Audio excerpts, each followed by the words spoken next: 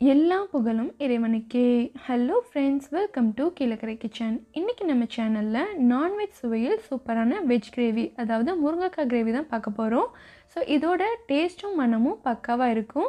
வீடியோக்குள்ளே போகிறதுக்கு முன்னாடி இப்போ தான் நம்ம சேனலை ஃபர்ஸ்ட் டைம் பார்க்குறீங்கன்னா மறக்காமல் சப்ஸ்கிரைப் பண்ணிவிட்டு கூடவே பக்கத்தில் இருக்க பெல் ஐக்கானையும் கிளிக் பண்ணிக்கோங்க. அப்போ தான் நான் போடுற வீடியோவோட நோட்டிஃபிகேஷன் உடனே வரும். இப்போ வாங்க வீடியோக்குள்ளே போகலாம். இந்த ட்ரம்ஸ்டிக் கிரேவி செய்கிறதுக்கு நான் ஒரு கடாய் எடுத்திருக்கேன். இதில் 2 டேபிள் ஸ்பூன் ஆயில் சேர்த்துக்கிறேன்.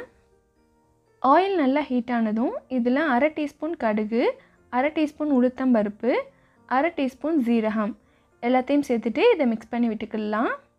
நெக்ஸ்ட் இதில் 1/4 டீஸ்பூன் பெருங்காயத்தூள் சேர்த்துக்கிறேன். பெருங்காயத்தூள் சேர்க்குறதுனால வாயு பிரச்சனை எதுவும் வராது. இப்போ நம்ம சேர்த்த இன்க்ரீடியன்ட்ஸ் எல்லாமே நல்லா பொரிஞ்சு மணம் வந்ததுக்கப்புறம் இதில் கட் பண்ணி வச்சுருக்கிற 100 கிராம் பல்லாரி வெங்காயத்தை சேர்த்துக்கிறேன். வெங்காயத்தை இந்த மாதிரி சாப் பண்ணிக்கோங்க. இந்த ரெசிபிக்கு கிரேவி கன்சிஸ்டன்சி கொடுக்குறதே இந்த வெங்காயம் தான். அடுத்ததாக இது கூட தேவையான அளவு சால்ட் ஆட் பண்ணிக்கிறேன். இப்போ நம்ம சேர்த்த வெங்காயம் நல்லா பொரிஞ்சு பொன்னிறம் ஆகணும். பாருங்கள், இந்த அளவுக்கு வெங்காயம் பொரிஞ்சதுக்கப்புறம் இதில் 2 டீஸ்பூன் இஞ்சி பூண்டு பேஸ்ட் ஆட் பண்ணிக்கிறேன். நான் எப்போவுமே சொல்கிற மாதிரி இஞ்சி பூண்டு பேஸ்ட் ஆட் பண்ணதுக்கப்புறம் கீழே அடிப்பிடிக்க ஆரம்பிச்சிடும். ஸோ அடிப்பிடிக்காத அளவுக்கு நல்லா மிக்ஸ் பண்ணி விட்டுக்கோங்க.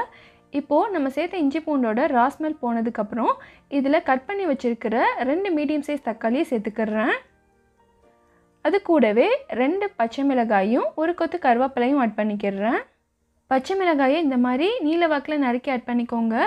நீங்கள் காரம் அதிகமாக சாப்பிட்றவங்களா இருந்தீங்கன்னா எக்ஸ்ட்ரா 1 மிளகாய் கூட ஆட் பண்ணிக்கிடலாம். இப்போ நம்ம சேர்த்த தக்காளி இந்த அளவுக்கு நல்லா மேஷ் ஆனதுக்கப்புறம் இதில் 2 டீஸ்பூன் காஷ்மீரி சில்லி பவுடர் சேர்த்துக்கிறேன்.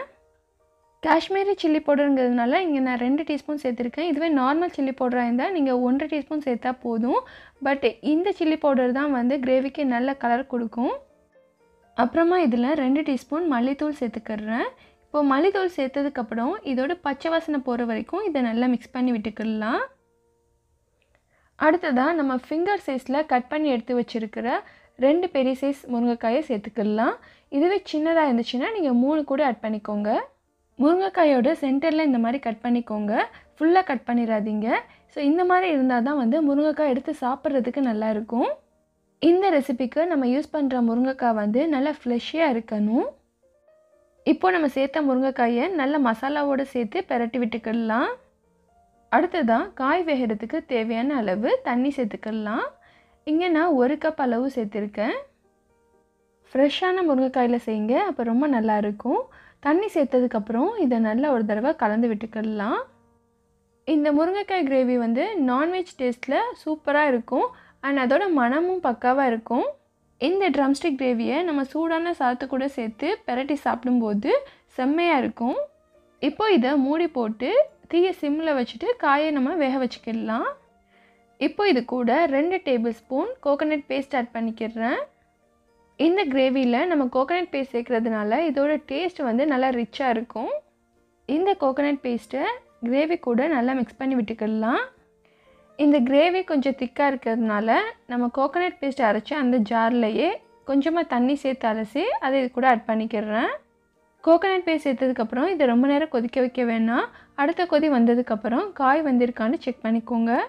இந்த காய் வந்து நல்லா வெந்துருச்சு. ஃபைனலாக இதில் கட் பண்ணி வச்சுருக்கிற மல்லி இலைகளை தூவிக்கிறேன். இந்த ஸ்டேஜில் உப்பு போதுமான செக் பண்ணிக்கோங்க. அடுத்ததாக இதை மூடி போட்டு 2 நிமிஷத்துலேயே நம்ம ஸ்டவ்வை ஆஃப் பண்ணிடலாம். இப்போது 5 மினிட்ஸ் கழித்து மூடி ஓப்பன் பண்ணி பார்க்கலாம். மணக்க மணக்க முருங்கைக்காய் கிரேவி சூப்பராக ரெடி ஆயிடுச்சு. என்ன ஃப்ரெண்ட்ஸ், கண்டிப்பாக உங்கள் எல்லாருக்குமே இந்த முருங்கைக்காய் கிரேவி பிடிச்சிருக்குன்னு நினைக்கிறேன். வீடியோ பிடிச்சிருந்தா please like, comment, share and subscribe my channel. Thank you.